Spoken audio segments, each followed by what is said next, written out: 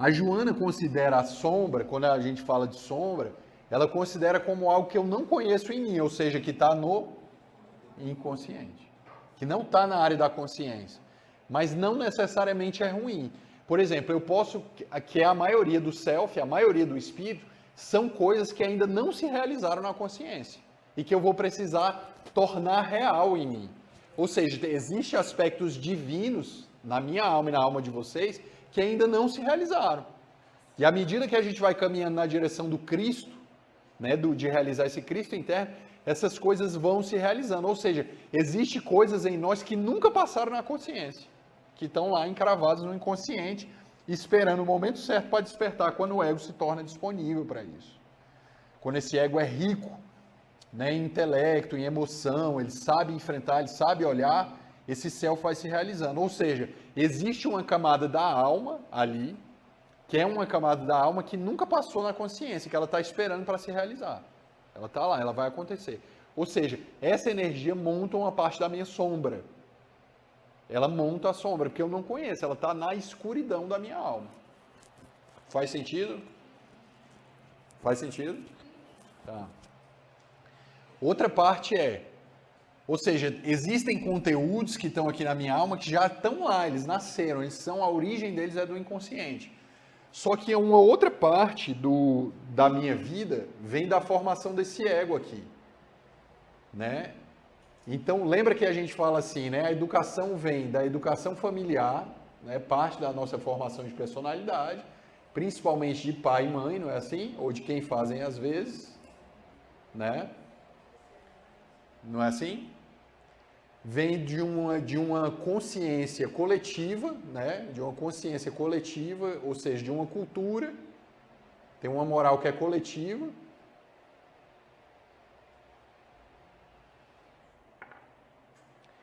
De uma cultura, né? E essas aqui são extremamente flexíveis, se a gente pudesse fazer um resumo, mas tem uma moral que já dorme em mim, que é a moral, e essa não muda, né?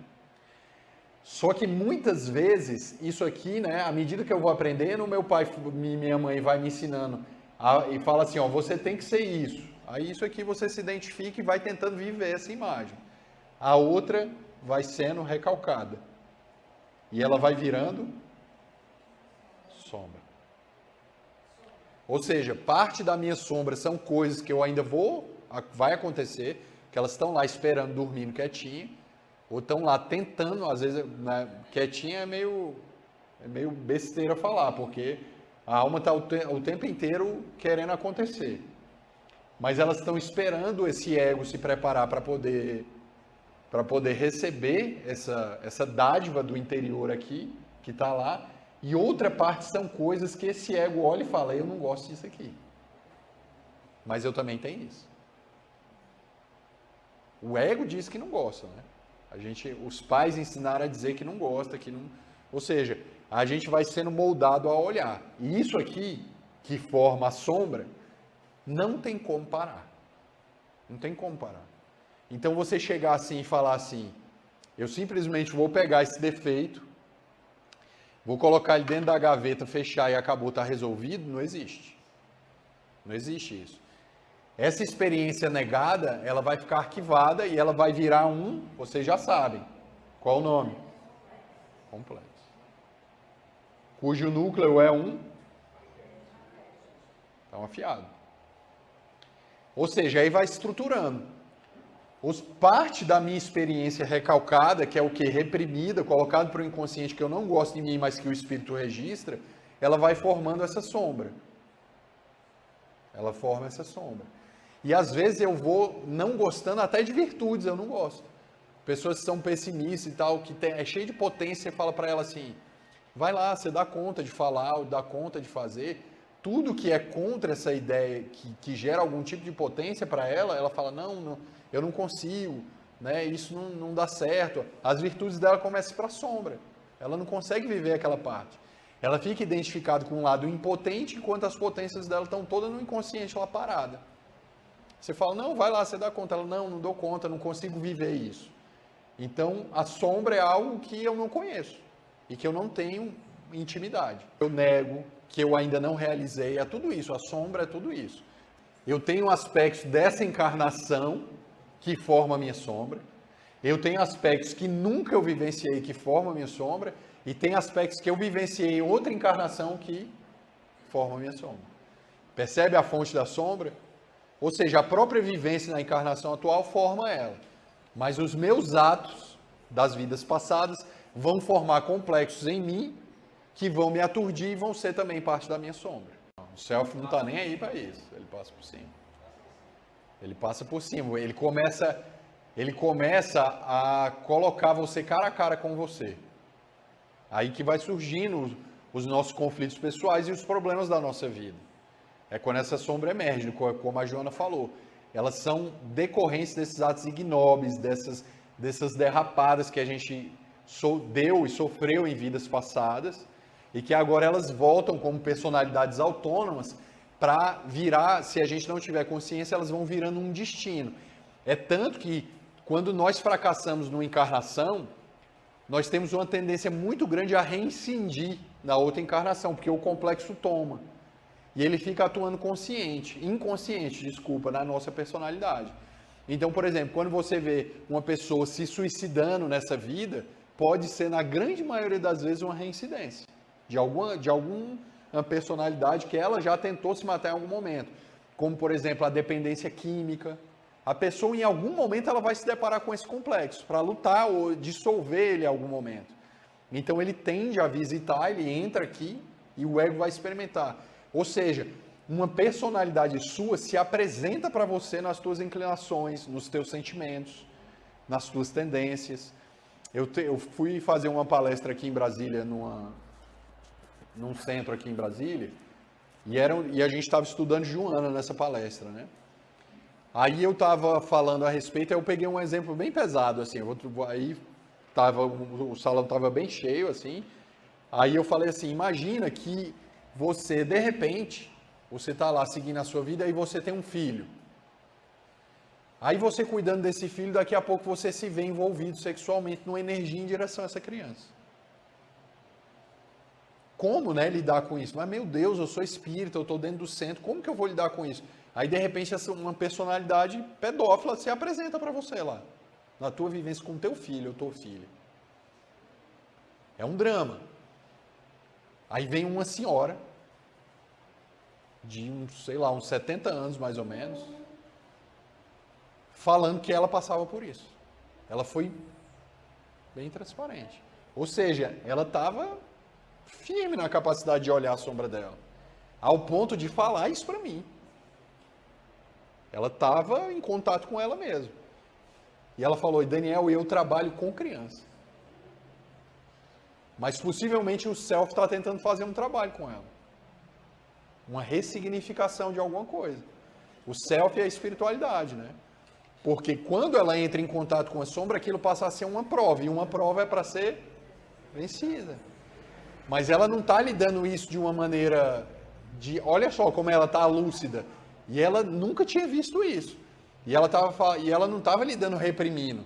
É tanto que não estava que ela veio falar para mim. Isso acontece comigo e ela falou assim, sem afetação. Sem piedade de vítimazinha, sofro muito, não. Ela falou, sinto isso aí às vezes e tal, faço minhas preces, vou lidando com isso e tal. E ela sem esse conhecimento, ou seja, ela estava se aceitando nesse aspecto e não estava se entregando à influência da sombra. Mas ela estava se encarando. É forte, não é? Agora imagina, né? E nós temos tudo isso em nós. Nós só não temos a oportunidade de viver. Mas nós temos em nós o político corrupto, a meretriz, o assassino, o ladrão, o traidor, o mentiroso, porque isso são arquétipos. É uma das versões dos arquétipos, da energia. E se eu brincar comigo, na minha inconsciência, eu posso me tornar isso, porque já está em mim. Isso vive em mim. Eu até fiz esse comentário aqui, o Chico falava, né? Reza, para no dia que você for assaltado, você não estar armado, porque senão você vai virar um assassino. Ou seja, a espiritualidade cuida da gente para que coloque a gente em contextos nos quais essa sombra não invada. Por isso que até a Joana de Ângeles fala isso, né?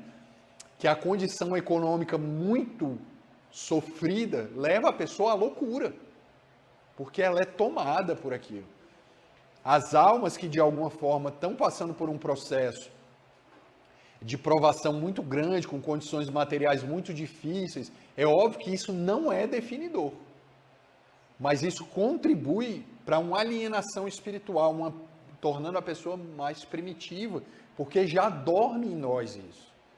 Então nós vemos isso não só ligado ao contexto econômico, dizendo que as pessoas de alguma forma, assim como nós, de uma classe média, média baixa, têm mais condição à criminalidade, como o próprio excesso também nos leva a isso. Nós precisamos de um correspondente moral, ético-moral, para nos posicionar tanto diante da escassez e do excesso, para que não sejamos tomados pelo que já dorme em nós, que é essa sombra. Você vê que quem tem filho ou sobrinho percebe isso, que eles já muito novos, à medida que vai ganhando consciência, já tem uma personalidade diferente. A gente já vê um perfil ali diferenciado. E à medida que vai crescendo, essa sombra vai saindo. Então você já vê já ali na infância as tendências, e é a hora que a gente precisa preparar esse ego que está em formação para entrar em contato com isso. Se ele não tem os exemplos, né, os freios e contrapesos aqui da educação paterna, no sentido de ajudar ele a ter a estrutura de se suportar como ser humano em provação, ele vai sucumbir à força da sombra. Então ele é tomado por essa sombra e ele vai viver isso, né? Ele vai viver esse processo de maneira desequilibrada. Na realidade, assim, todo o conteúdo que a gente viu de arquétipo, inconsciente pessoal, ânima e ânimos aqui, e agora a gente está agregando a sombra, todos eles podem ser sombrios ou não.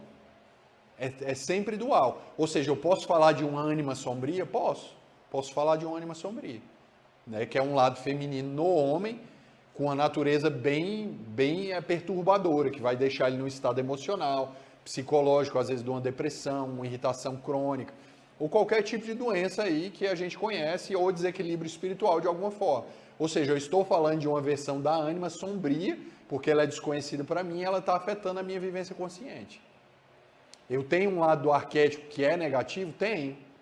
O arquétipo é sempre dual, ele é sempre uma imagem. Por exemplo, eu citei o exemplo do arquétipo do trickster, né, que é o trapaceiro, né? Eu tenho um amigo, né, que ele vivencia esse arquétipo. Ele é uma pessoa que ele tem uma capacidade de convencimento, uma habilidade que é extraordinária. Ele chega nos lugares, as pessoas pedem favor para ele conversa. Se ele usa essa voz e essa habilidade dele com ética, ele vai ser um excelente vendedor, um excelente advogado, esse é o lado positivo do arquétipo.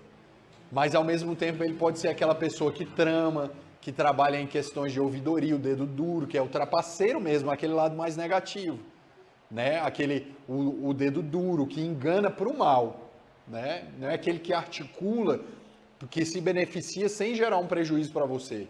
É aquele que te vende, o lado do Trix te vende o carro sabendo que o motor vai fundir, fazendo você comprar, ainda dá um abraço nele dizendo que foi o melhor negócio. Esse é o Trickster, o lado terrível, né? É aquele enganador. Então é sempre dual. Por isso que o ego precisa se posicionar diante disso. Porque eu falo assim, o Trickster é ruim, o arquétipo do Trickster? Não, depende. Depende, ele pode me tomar. Ou seja, existem duas coisas que a gente vai aprofundar, eu vou falar aqui só por alto, mas a gente vai aprofundar isso mais tarde. São dois processos básicos que a gente chama de identificação e a projeção. E a sombra trabalha nesse esquema aí. Imagina aqui que eu tenho um complexo sombrio aqui. Eu tenho um complexo que me perturba, ele perturba esse eu aqui. Ou seja, vez ou outra, né, acontece algo aqui de fora que constela ele aqui no meu ego e ele gera alguma perturbação, seja ela de imagem ou psicossomática no meu corpo, ou uma coisa impulsiva, uma vontade de beber, seja lá o que for. E ele toma de maneira sombria a minha personalidade. O que é que pode acontecer? Quando eu falo de ego, eu falo de um complexo, não falo? O ego também é um complexo, né? No início dessa influência, eu recebo uma influência e ele fica girando aqui em torno do meu ego, mas o centro da consciência ainda é o ego. Não é assim? E ele vai me perturbando sombriamente aqui, esse complexo. Ele vai se apresentando, né? Por exemplo, eu estava conversando com um amigo, assim, aí ele fala, pô, eu estava conversando, meu pai é um cara muito difícil, e não sei o quê, e tal, ele começou a falar mal do pai. Aí eu falei, mas por que, sei lá, deu uma sugestão lá para ele, mas por que você não fala isso pro teu pai e tal? Ele fala, já até sei o que ele vai dizer, aí ele imita o pai. Aí ele faz a voz, pronto, olha o complexo paterno. Já incorporou, já está lá. Aí ele fala igualzinho o pai, não, já sei o que ele vai me dizer e tal, ele vai dizer isso, vai mandar eu fazer isso, pronto, olha o pai. Já está o pai, esse espírito que incorpora. Ou seja, esse é um complexo paterno sombrio. E liga. Você vê que lá na conversa eu estava conversando com ele e o complexo tomou ele. E ele já começou com o discurso do pai. Que não sei o quê, papapá. A voz do pai é como se ele tivesse incorporado um espírito. E aquilo é o complexo. É assim que ele aparece. Esse espírito do mal que vem e você vê, você já está falando. Aí tem gente que fala como criança, tem gente que se julga, né? Tem gente que chora, tem gente que ri, tem gente que bebe, tem gente que usa droga, tem gente que faz sexo. E o complexo está lá. Quando esse complexo vem para cá e não sai, e ele começa a se confundir aqui, ele fica constelado aqui, é como aquela visita que vai na tua casa sem data para sair. Você fica identificado, você começa a viver esse processo. Exatamente, você vive o complexo. Se você está na repressão e você não vive isso, né, ou de alguma forma está lutando contra isso, a tua tendência é fazer o segundo movimento, que é projeção. Ou seja, você vai se ver, vai ver-se no mundo. Mas é você. Por isso que é interessante a gente entender, a gente vai estudar, vai ter uma aula só sobre projeção, a gente entender isso aqui, porque na projeção eu me acho, no conteúdo dela, o que eu estou vendo no outro. E eu faço isso através de um pensamento racional, de uma análise. À medida que eu olho, eu desmantelo a projeção e a energia que estava na imagem lá fora, essa energia que estava na imagem lá fora, quando eu desmantelo a projeção, ela volta para dentro da psique e eu vou ter que lidar com ela. Então a psique fica trabalhando nesses dois movimentos, né? Ela se identifica e projeta, se identifica e projeta. Um dos sintomas que a gente vai ver, eu não vou entrar muito para não atravessar a aula, um dos sintomas muito presentes da projeção é o julgamento. A pessoa que se projeta muito, a Jana vai falar, ela tende a julgar, se tornar uma pessoa preconceituosa, exaltada. Porque ela vê no mundo o que ela carrega no inconsciente dela, mas não quer, o ego ainda não está pronto para recepcionar isso. Quando você tem um complexo que está sombrio, está constelado, e ele está afetando o complexo do eu aqui, o centro da consciência no começo é o ego. É o ego, ele está lá. Quando você vai vivendo o problema e esse complexo começa a afetar de maneira que você se identifica com ele para de te perturbar nessa relação de girar em torno de você, ele ocupa esse espaço aqui e o centro da personalidade muda de eixo. Não é mais o ego. O complexo vira o centro. Então, é como se, tipo assim, o ego continua aqui no centro, aqui, só que a psique começa a dar um olhar maior para o complexo de baixo. É como se esse terreno fizesse assim, ó. Ele deslocasse. O complexo fica tão forte, a gente fica tão identificado, que o centro da personalidade muda. Não fica mais o eu. A pessoa fica tomada, a gente fala assim, ela está tomada. Então o centro da consciência muda, passa a ser o complexo. Você fica com um problema. Isso a gente vê exatamente lá no capítulo do Livro dos Médiuns sobre os tipos de obsessão. Tem lá fascinação. Pode ser uma situação como essa. Onde a pessoa fica tomada. Ela fica tomada. É, isso tudo aqui dentro. No caso, Allan Kardec está falando o quê aqui, ó?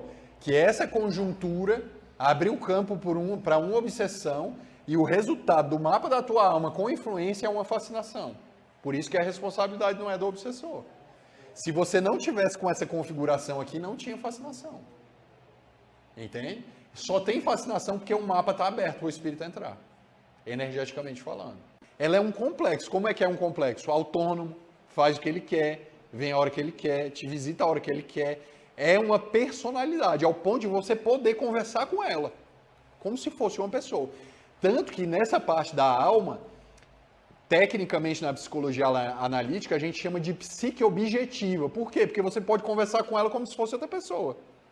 É tanto que Jung escreveu um livro só sobre essas experiências dele, passando por isso que chama o Livro Vermelho. O Livro Vermelho do Jung é essa experiência dele com a psique objetiva. Ele conversa com os complexos dele. Pinta, desenha, vai lá, aparece os complexos lá e ele vai conversando. E você não sabe se é um espírito, se é um complexo. E ele vai vivendo aquilo. Isso é real. E a gente pode fazer isso. Porque os complexos, eles têm esse diálogo. Olha esse amigo meu, né? Tanto que tem esse diálogo que ele conversava como se tivesse duas pessoas. Uma hora era o pai dele, outra hora saía e era ele. É ou não é? É assim, o complexo faz isso. Aí eu falava uma hora com ele, outra hora eu falava com o complexo do pai dele. Numa mesma conversa. Tanto que a gente falou, quando o complexo se apresenta, às vezes a gente fala assim, ó, é com esse aí que eu quero falar. Traz ele aí pra gente conversar. A pessoa traz quem, né? Aí passa, acho que a gente é doido, né? Mas a gente é assim. São várias personalidades, né? Então a voz do pai, da mãe passa pela nossa boca. E a gente está lá. Quantas vezes... Olha aí. Quem é casado sabe disso. Mais cedo ou mais tarde você vai se pegar falando exatamente como seu pai e sua mãe. Pode olhar lá, isso é certeza. Você vai estar lá no meio de uma briga, daqui a pouco o espírito do pai baixa lá. Se olhar, é a mesma coisa que o pai estava falando. Você, meu Deus, eu nem nessa briga estava. Eu ouvi esse troço e está aqui dentro de mim. Porque é energético. Forma-se um complexo sombrio. Ou seja, o complexo paterno e materno pode ter um lado sombra e um lado positivo. E às vezes o que era positivo pode vir a sombra. Você vê que é uma dinâmica, né? Ou seja, e se eu retenho isso, se eu empurro, ele vai me visitando, e vai crescendo, e vai invadindo, e vai lá, ele não aceita essa repulsa. Por quê? Da onde veio isso? Lei do progresso. Se eu guardasse isso, como que eu ia progredir? Se o processo de progresso é a conscientização, é a ampliação da consciência. Se eu boto isso para fora, a lei do progresso bota para dentro. Se eu boto para dentro, ela bota para fora. E eu vou fazendo esse trabalho. Ou seja, evoluir é estar em movimento, dentro de si. Quando a gente sonha, por exemplo, no caso do homem, com uma ânima, que é a imagem do feminino no homem, sempre quando ele sonha com uma imagem feminina, por exemplo, que aparece lá no sonho, que não é só no sonho que aparece, mas quando essa imagem do feminino aparece, ele está falando da ânima dele. Quando ele sonha com um homem, quando um homem sonha com a figura de um homem, a gente está falando de uma sombra. A sombra é um duplo do mesmo sexo. Por isso que a gente não fala que um homem tem um ânimos. O que é ânimos no homem é a sombra. E o homem não tem um ânimos, ele é o ânimos. E os duplos dele, que vai aparecendo no sonho, é a sombra dele. E a mulher é a mesma coisa. A palavra sombra não quer dizer que é uma coisa ruim, quer dizer uma coisa desconhecida. Entende? Que pode ser ruim e pode ser bom, a depender de como eu olho para isso. E como eu lido com isso, como eu interajo com isso. Ou seja, como que a sombra aparece para mim? A sombra tende, na sua versão principal e inicial, ela tende a ser um homem dentro do homem. Então, quando você sonha com um guerreiro, com um homem carregando coisas, quando você sonha que tinha um assassino, um ladrão que estava invadindo a tua casa, é a sombra. Você está falando de sombra. Ou estava lá na minha casa e vi um monte de homem pulando pela janela, entrando e queria roubar tudo e tal, é a sombra. Você está falando de estrito senso de uma sombra. Isso no homem. Na mulher, seriam outras mulheres, né? Ela encara uma outra mulher, ela olha uma outra mulher, e no sonho essa sombra se apresenta. O self gosta de apresentar a sombra do sonho. Você tem sonho só para olhar essas partes. Ele vai lá, senta a pessoa, coloca e ela aparece. Aí você olha lá e a gente tem uma tendência a colocar sempre literal, isso para fora. A gente nunca traz para dentro da alma. A gente pega esse sonho e fala, vai acontecer alguma coisa lá fora, ou eu sonhei com fulano de tal, vou conversar com ele, ele deve estar passando mal. Então, por exemplo, às vezes você está lá, na tua vida, lá na tua rotina, aí tem um amigo teu próximo que você percebe que não está bem, aí você vai e sonha com ele. Não necessariamente foi um desdobramento. Às vezes o self pegou a imagem dele para te mostrar uma sombra que você também é identificado com ela. E não necessariamente era um sonho espiritual. Então, sei lá, aquela pessoa que você vê, encontrei fulano, ele está meio obsidiado e nessa noite sonhei com ele. Aí você pode fazer uma análise no sentido de trazer isso para você. Que é a parte da gente começar a trazer e interagir com essa psique que a gente chamou objetiva. Que tem essa vida própria, que forma diálogos, né, que vive em nós, que é pulsante e que está ali vibrando como se fosse um alien dentro da gente. Ou um alien, ou um anjo, ou uma luz. A depender de como eu olho. Isso é muito importante, ó. Veja só. O ego está aqui, aí a sombra se apresenta. Aí você fala, meu Deus, eu tenho uma parte aqui que se apresentou para mim. Ela se apresentou para mim e eu não sabia que eu tinha esse lado. Isso dá um estado, isso gera um estado emocional. Aí vamos pegar o exemplo dessa senhora. Meu Deus, eu tenho uma tendência a ser pedófilo. E está aqui, o complexo está aqui. Aí eu estou lá brincando com a criança, vem imagens de criança sendo abusada, imagens de uma tendência minha, meu corpo responde, incompatível com a minha afetividade de ego. Eu tenho uma reação fisiológica diante de uma imagem que eu nem mesmo gosto, mas o meu corpo responde porque é autônomo. É um complexo. Então eu vejo minha biologia respondendo enquanto meu ego rejeita essa reação. Né? Ou seja, eu fico num estado, meu Deus, eu sou assim. Eu estou assim. Eu tenho isso em mim. Isso gera um estado emocional.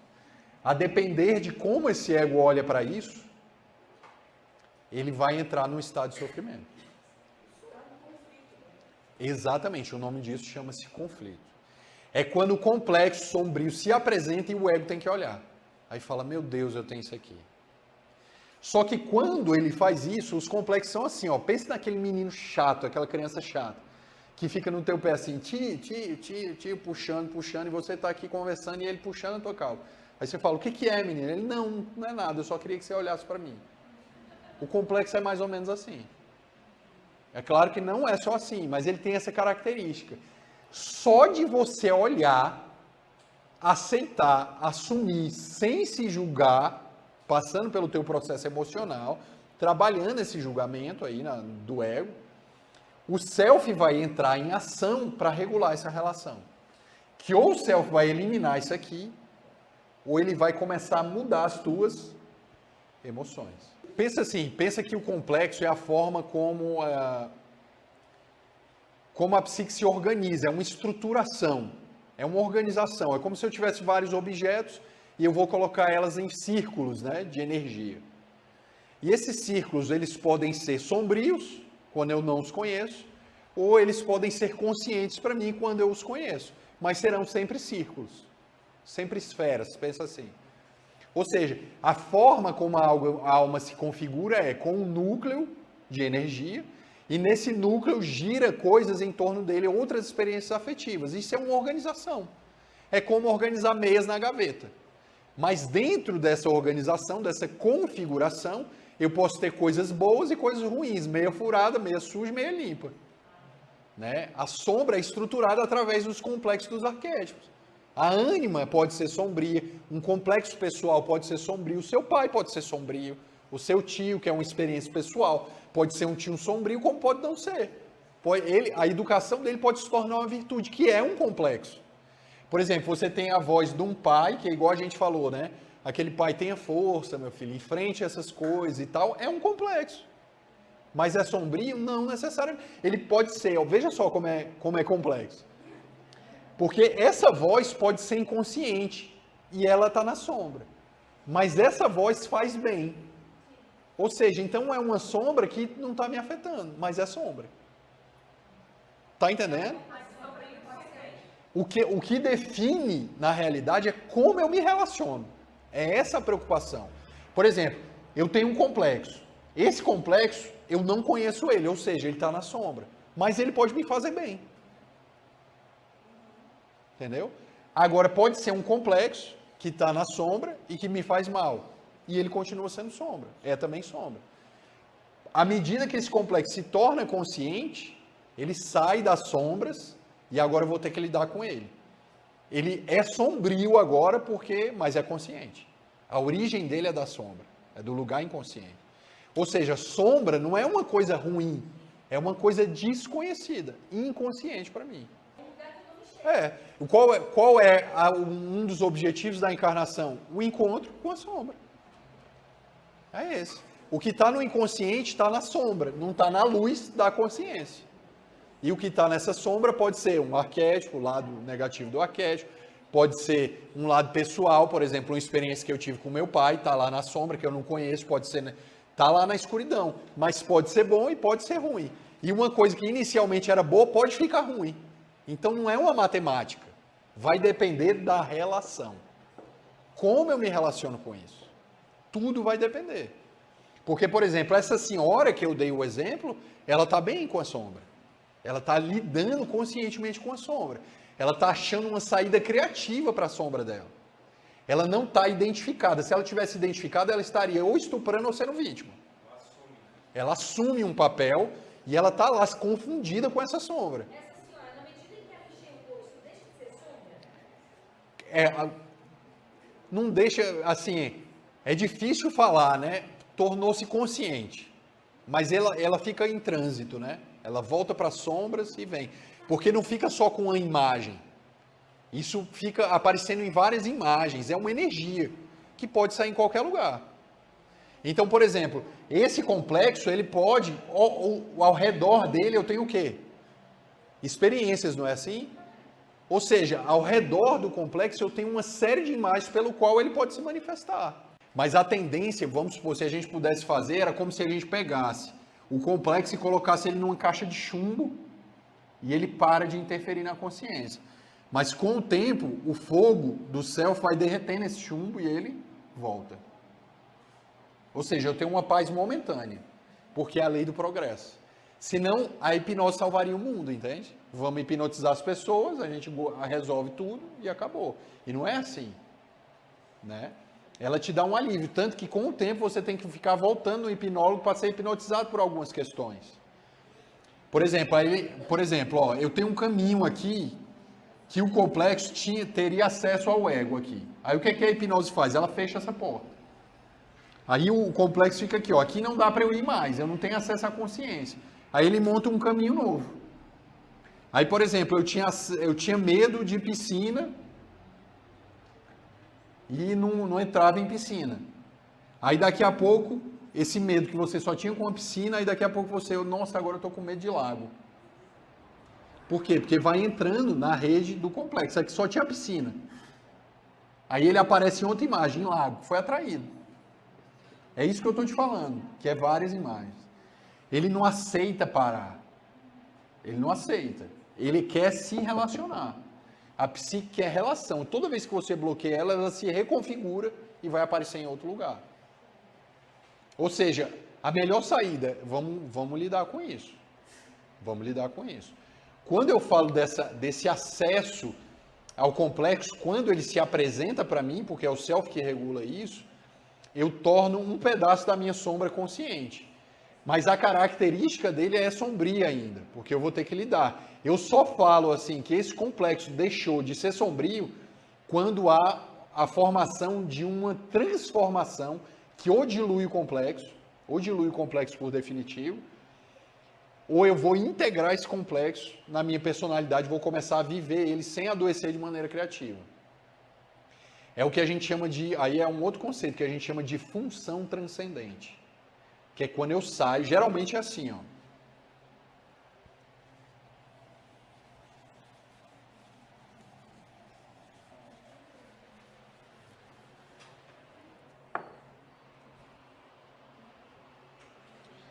A alma, eu vou ter que usar o outro lápis, que esse daqui falaram que era preto.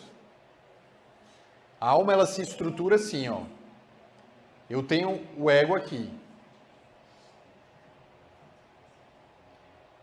Imagina só, um médico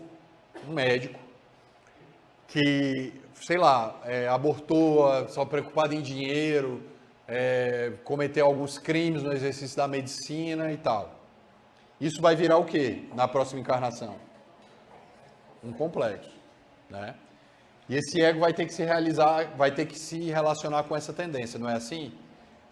Aqui, eu já tenho uma balança aqui energética. Pensa aqui que é dois pratos de uma balança. De um lado eu tenho um complexo do ego, do outro lado eu tenho um complexo inconsciente, eles estão se equilibrando ali. Eles estão se equilibrando. O que que esse ego vai ter uma tendência a fazer? Ele vai começar a imaginar, aí o que vai ser dado para ele? A espiritualidade vai falar assim, ó, você vai ter uma mediunidade na qual você vai ser pobre, ó, o oposto. Você não vai ter dinheiro, mas você vai atender como médium fazendo cirurgia. Você vai ser médico sem ser, que é o oposto disso aqui.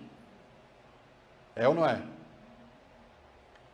Ou seja, o complexo que ele tem que realizar, que é na figura do médium, vai começar a disputar lugar com o médico que ele foi no passado. E ele fica preso entre os opostos. Quando ele começar a se relacionar no exercício da mediunidade aqui, esse aqui também vai visitar ele. Aí ele vai falar, pô, acho que eu vou começar a cobrar essa consulta. Olha o complexo. Porque ele é colocado exatamente no lugar da aprovação. Ou seja, ele está vivendo o oposto, né? O oposto. Aí quando ele começa a fazer a cirurgia sem dinheiro, pobre, fazendo tudo que ele deveria ter feito e agora sem ser nada, porque não é ele que faz, aí o complexo visita ele. Só que ele precisa de um outro complexo, porque aqui nesse complexo o mentor se liga pela afinidade, que aqui é o intelecto, é tudo que ele estudou de medicina e que vai ter que sair na mediunidade de maneira positiva, é ou não é? Ele fica preso entre o que ele deveria ser e fica sendo visitado pelo que ele foi e precisa mudar. Ou seja, esse médico aqui é de todo ruim? Não. Ele só precisa deixar de ser tão ganancioso. Porque ter dinheiro não é mal. Se você não gosta de dinheiro, eu gosto. Né? Dinheiro é muito bom, dá conforto. É a vida? Não, mas para ele se tornou o centro da vida dele. Ele está vidrado nisso. Dinheiro, poder, influência e tal. Só que esse médico estudou, ele leu muitos livros, ele mexeu com muito dinheiro, ou seja, ele tem coisas que se eu usar seria bom. Então parte dele não deve ser desprezado. Só que esse aqui também tem um lado positivo, que é o doador, é o pródigo. Se ele conseguisse juntar, ganhar o que esse ganhou e pegar a virtude desse para usar a potência do outro, não ficaria bom? Se ele pegasse um pouquinho de cada um? O nome disso aqui chama-se função transcendente. É como desse parto aqui entre dois lados opostos, nasce um ego novo, que não despreza nenhum lado e nenhum outro, porque eu sou os dois. Aí disso ele tira o bom disso, tira o bom disso e vai viver um ego novo. Aí eu me curo. Se eu pedir para você pensar assim, pensa num homem debaixo de uma árvore. A tua psique vai mobilizar uma série de energias para montar as duas imagens. E toda a energia da imagem é você. A árvore é você, o homem é você, a paisagem é você, é ou não é? Da onde que eu tiro essa energia? Daqui. Então, por exemplo, aí eu peço para você falar assim, me conta como que foi a árvore que você viu. Aí eu vou acessar como que está a tua energia. Ah, eu vi uma árvore meio murcha assim e tal, meio sem cor, você pode estar passando por uma transformação. É uma forma que eu lido de maneira criativa com as imagens que surgem dentro de mim. Por isso que, por exemplo, quando eu falo de suicídio, o suicídio, se eu lido com ele de maneira criativa, está morrendo alguma coisa dentro de mim. Então eu começo a desenhar aquelas imagens, eu começo a escrever sobre elas, falar sobre elas, em vez de me matar. Então eu vou dar vazão à energia e a energia vai começar a acontecer de maneira criativa e o processo se conclui. O complexo morre. Eu não preciso matar o corpo, porque eu me identifico de maneira literal com o complexo. Então eu vou trabalhar essa ideia. Vamos falar desse suicídio? Como é que você vê? Como é que é a imagem do teu suicídio? Você vê, não, eu me vejo e tal, dando um tiro na cabeça. Tá, e depois? Quem que você vê? Quem que está em volta? Ah, eu vejo meu pai chorando e tal. Tá, então vamos continuar. E como é que é o enterro? E tal. Aí você vai falando, faz o processo. Aí você vai falando, vai levando, vai vivendo. E a psique entende aquilo como se estivesse acontecendo. É um ritual energético. Não é um ritual religioso, coletivo, formal. É um rito energético pessoal, uma dinâmica da energia. É isso que eu estou falando. E os complexos trabalham nessas imagens. Eu vou navegando e lidando com as sombras através do que vem para mim. Imagina aqui que esse é o teu sistema imunológico. Se você contrai um vírus, o sistema vai começar a tentar uma cura. Só que essa cura passa por um sistema que ele precisa se apresentar aqui para começar a curar. O self vai fazer isso. Ou seja, eu tenho um vírus dentro de mim. Vamos começar o processo de cura. Ele apresenta o vírus, aí você acolhe o vírus e agora o self vai começar a entrar em ação para poder diluir, transformar no momento certo. E às vezes isso é dentro de uma vida, é dentro de 2 vidas, ou é num momento muito curto, ou às vezes você se cura sonhando. Num sonho você acorda curado. Porque na realidade, quem faz o processo final é o self. E o ego precisa se colocar à disposição de olhar. Então, quando o espírita fala, por exemplo, ou da onde vem a moral do self é a moral de quem? De Deus. Nunca erra. A moral do ego é do pai, sociedade, né, cultura, não é assim? Ou seja, muitas vezes esse ego vai olhar para o movimento do self de maneira julgadora, porque não é o... Ele não olha com os olhos de Deus. Eu tenho que começar a pensar com a cabeça de Deus. Ou seja, então quando eu falo em reforma moral, é só um pedaço. Porque eu preciso reformar essa moral para ficar igual a essa moral. Por isso que no livro dos Espíritos está assim, o homem esqueceu. Quando surge a consciência, ele se aliena do potencial dele, da lei. E agora ele vai ter que relembrar o Deus interno. No livro dos Espíritos não tem assim? Ou seja, eu preciso pegar tudo que eu aprendi que me serviu para alguma coisa e agora eu preciso moldar para a moral de Deus que está dentro de mim, que é uma só. E eu preciso começar a pensar com a cabeça de Deus. Para esse ego olhar para isso aqui como Deus. E onde está uma das formas de pensar com a cabeça de Deus? No Evangelho. Quanto mais eu torno esse ego evangelizado, mais ele vai ter ferramentas de acolher os monstros que estão dentro do inconsciente. Porque para acolher, eu preciso de compaixão. Para acolher, eu preciso de amor. Para se acolher, eu preciso de despreendimento. Para acolher, eu preciso ser igual aquele homem que vai e fala, Senhor, tem piedade de mim, porque eu sou pecador. E enquanto o outro fariseu fala assim, tem piedade desse povo que é imperfeito, não é assim? Um está projetando, o outro está individuando. Lá. Um está consciente, trabalhando com a sombra, falando, Deus, trabalha meus complexos, trabalha o mal da minha personalidade. E o outro faz o quê? Pega os complexos e fala, cuida deles, que eles estão mal, né? Se vê no outro. Mas sai, o complexo não fica quieto. Ou ele sai na projeção, ou ele sai aqui dentro do ego. Ou seja, fazer a reforma moral é o quê? É botar a moral que eu já tenho, que parte dela é boa, e ir adequando a moral do meu self. Eu preciso aprender a pensar como self, o ego tem que pensar como self. Feita a reforma moral, que é dinâmica, não é assim passo a passo, agora quando a moral está mudada, eu estou capaz de olhar. Quando a sombra se apresenta, o ego, baseado nessa moral, fala, eu não quero ver isso. Porque isso é contra o processo educativo que eu tive. Isso não parte de mim. Isso não faz parte da minha alma. Ou seja, essa moral aqui não quer olhar. Ela quer reprimir. Só que Deus quer a totalidade. A moral de Deus é o contrário. Ele fala, não, eu quero olhar, eu quero acolher. Eu quero pegar esse bêbado e cuidar dele. Esse é Deus falando. Eu quero interagir, eu quero escutar esse bêbado, essa meretriz, saber o que ela quer. Deus quer isso. É uma casa do caminho. Todo mundo que bater a porta, eu vou ter que ir lá ouvir. Né? Eu vou ter que ir lá olhar isso. Olha as parábolas de Jesus. São o quê? Imagens. Se a gente pegar uma parábola de Jesus, por exemplo, lá que a gente fala muito, a do filho pródigo, e eu falar, pensa num filho pródigo, em 2 irmãos, cada um vai ter um irmão na cabeça. Pronto, você está acessando 2 complexos seus aí. Nessa imagem. É por isso que Jesus falava por parábolas. Porque ele trabalhava na imagem, no nível da psique, de maneira muito simples. Quando eu mudo essa moral, então eu começo a ficar habilitado a olhar para a escuridão. Porque é como se eu ganhasse força para olhar. Força não no sentido de, vou te vencer, mas força para, vem cá que eu vou te acolher. Eu vou começar a te acolher. Coragem. Por isso o arquétipo do herói. Se o ego não tivesse a energia do herói, ele não desce. Ele não faz a catábase, ele não vai ao inferno pessoal. Ele precisa ir no inferno pessoal dele. Para fazer isso, tem que ter coragem. Tem que ter uma coragem danada. Por exemplo, a gente tem um medo danado em pensar coisas a respeito da gente.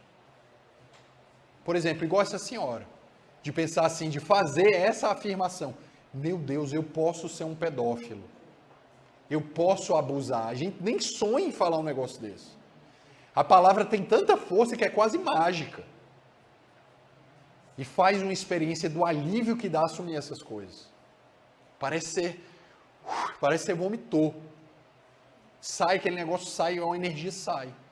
E você começa a circular a energia. E você não precisa viver aquilo porque você pensou nisso. Ou porque você tem uma tendência a isso. Mas ninguém se incomoda de falar, meu Deus, eu tenho uma tendência a tocar piano. Ninguém morre por isso. Porque é egossintônico, né? Todo mundo quer mostrar isso. Agora se eu falar, não, eu sou aquele homem das cavernas, primitivo, quitônico, original, lá dentro, lá, que está com um pedaço de pau dentro na cabeça de todo mundo, né? Acolher isso é difícil, né? E para isso eu preciso do evangelho. Quando eu falo em reforma moral, é só um pedaço do caminho. Porque quando eu faço a reforma moral, eu me habilito a olhar. Aí agora, quando eu olho, aí vai sair uma emoção. Aí eu vou ter que lidar com essa emoção. Aí, uma vez que eu acolhi, olhei, comecei a me relacionar, o self vai entrar em ação para regular a psique. Aí vai acontecer alguma coisa, aí daqui a pouco, nossa, eu estou louco para fazer esse trabalho de caridade com criança. Aí você vai começar, o self vai te colocar no lugar da cura. Ela escolhe por nós quando ela é inconsciente, né? Então ela aparece, ela vem, ela é aquele ato falho, aquela palavra que você não queria dizer, aquela briga que você entrou e depois se arrepende. É essa sombra, né? Então, à medida que esses atos falhos vão ocorrendo, os milindres, as coisas que são contrárias a essa virtude evangélica aparecem, é uma oportunidade que tu tem de se conhecer. Porque é ali naquela brecha que ela aparece. Então você, em vez de olhar para o outro, olha para você. É fácil? Não, mas não é impossível. Precisa criar-se o hábito de fazer isso. Ou seja, quando eu mudo a moral, vou colocando ela em consonância com o self, que é Deus, eu fico habilitado para olhar. E à medida que eu olho, eu acolho. E à medida que eu acolho, o self entra em ação para promover a cura. E se eu não faço isso, eu vou me tornando um grande sábio. Já vou te dar a palavra, que é o que a Joana fala. O símbolo do self é a velha sábia ou o velho sábio. 1:12, né? Que é o quê? Senhor, me dá força para mudar o que eu posso mudar. Me dá resignação para aceitar e vigiar o que eu não posso mudar. Mas, acima de tudo, me dá sabedoria para distinguir uma coisa da outra. Esse é o individuado. Ele tá tudo na consciência dele. Eu tenho isso e eu preciso vigiar. Eu tenho uma tendência a beber muito, então não vou no bar. Porque está aqui, o complexo está aqui, ele está ativado. Eu não consegui acabar com isso, então cuida disso. Porque senão esse troço te toma. E é assim, é nesse olhar. Agora, comecei a fazer um trabalho, parei de sentir, não deprimo mais, acabou a depressão, porque mudou. Alguma coisa o self trabalhou. E à medida que você vai fazendo isso, você sai de um movimento de eu preciso ser bom de maneira obsessiva, porque é o self que vai trazer. Então, à medida que o self vai me apresentando a mim mesmo, eu vou resolvendo. E o que eu não resolvo, eu vou lidando. Então, eu não preciso ficar obcecado em correr atrás de mim, porque vai vir. Basta eu abrir a porta, não se preocupe. Quando a minha casa está aberta, eu vou lá no parapeito da janela, olha porque está passando. Está lá. Então não precisa você ir atrás, os seus problemas vão vir. E isso tira Essa coisa de eu preciso me reformar moralmente, correr atrás disso, tal. Não se preocupe, porque vai vir. Porque geralmente a gente fica com um pensamento obsessivo, eu tenho que ser bom, eu tenho que fazer a caridade. Calma, vamos olhar, né? Vamos olhar a hora certa, o momento certo. O que a vida está trazendo para mim? Qual é o momento de eu fazer? Para que eu, por exemplo, possa fazer a caridade, eu não preciso necessariamente estar dentro do centro, eu tenho uma missão como pai, que é uma missão espiritual, uma missão como mãe, e agora não está dando para ir para o centro, cuida dos filhos, porque lá você está vivendo uma coisa espiritual. Ou seja, vive na linha, né, do que a vida está trazendo. Ah, não, mas eu não fui. Aí a gente começa a viver um automatismo e vira um ritual sem sentido. Porque eu não estou lá, aí eu viro uma polícia de mim mesmo, muito julgadora, muito primitiva, e que vai me colocando num lugar. Mas pense bem, por um tempo esse policial foi necessário. Agora a gente precisa abandonar ele para continuar a caminhada. Porque se não fosse ele, vai saber o que a gente fazia. Por um momento, ele nos serviu. No sentido de frear toda essa sombra, né?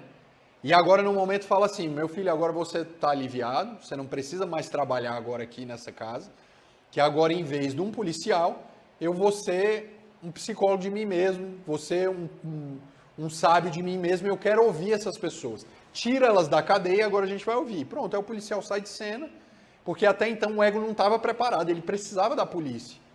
Ou seja, até isso a gente tem que honrar na gente. Ah, mas meu pai era muito duro e não sei o quê. Era o que você precisava, agora se a parte do pai. Né? Até então esse pai serviu para alguma coisa. Agora ele vai precisar sair de cena e você vai precisar se tornar você. Ou seja, é esse o movimento.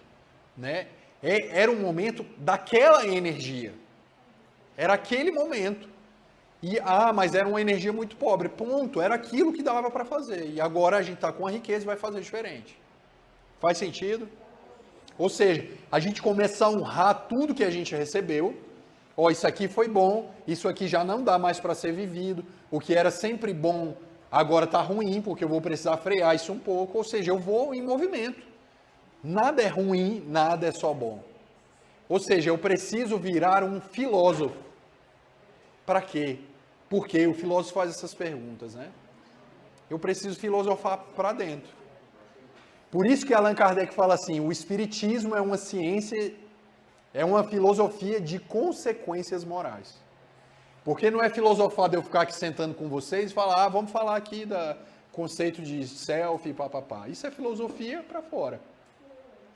Mas a filosofia para dentro é a individuação, é a transformação interior. Eu gosto da palavra individuação porque ela engloba a reforma moral, ela engloba o acolhimento e ela engloba a transformação na função transcendente. Ou seja, a reforma moral é só um pedaço da transformação. Ou seja, a individuação é a plenitude, que é muito mais além do que só a reforma moral. A reforma moral é o começo para eu poder me acolher. Então, quando eu falo em plenitude, que é o que a Joana gosta de falar, ou individuação no conceito da psicologia, eu estou falando no resultado de tudo que eu já naveguei em mim. E que eu estou me construindo como pessoa.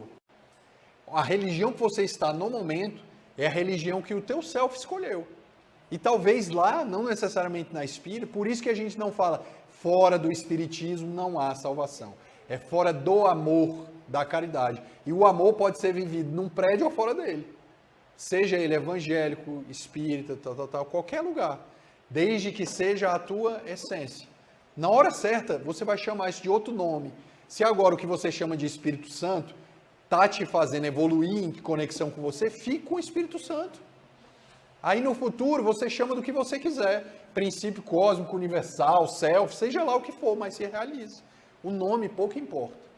O que importa é o self não está nem aí para isso. É tanto que o self ele não tem consideração com o ego. Quando você sonha, ele te coloca do lado da tua pior personalidade, ele te bota do lado lá, ego, isso é você.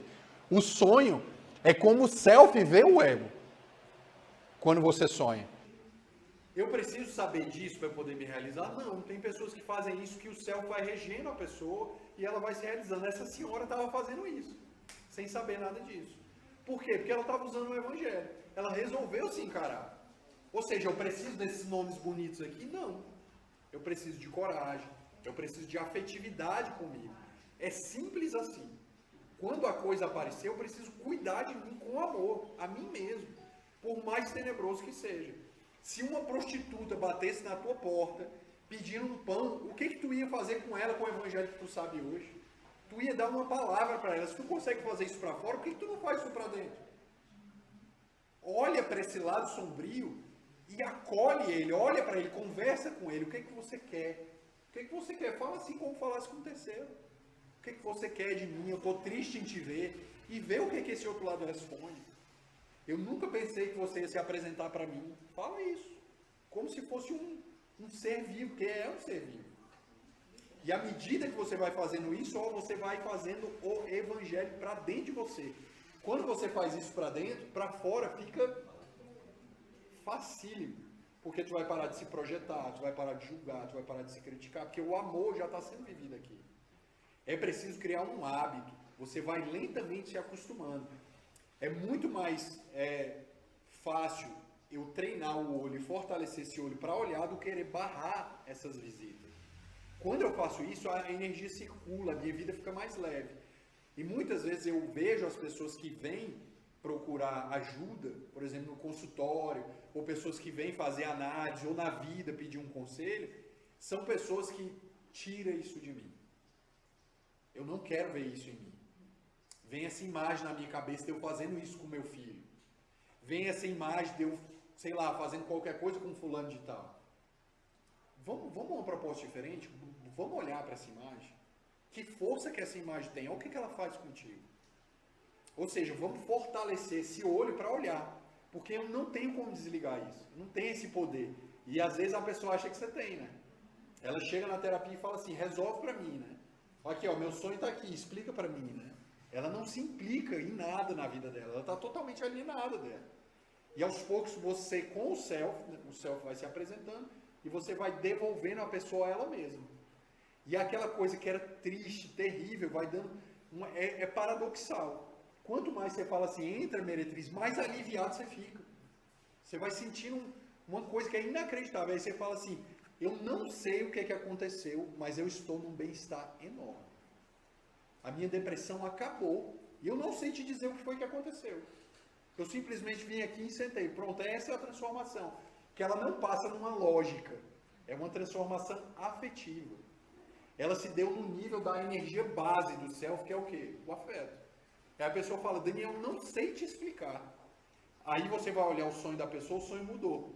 Aí ela só sonhava com lixo, com gente invadindo casa, com coisa e tal. Aí de repente eu me vi numa janela, tinha um sol muito iluminado, um lugar quente. Essas pessoas estavam lá, já estavam sob esse sol, que estava nessa escuridão, nessa água podre, já estava nesse lugar.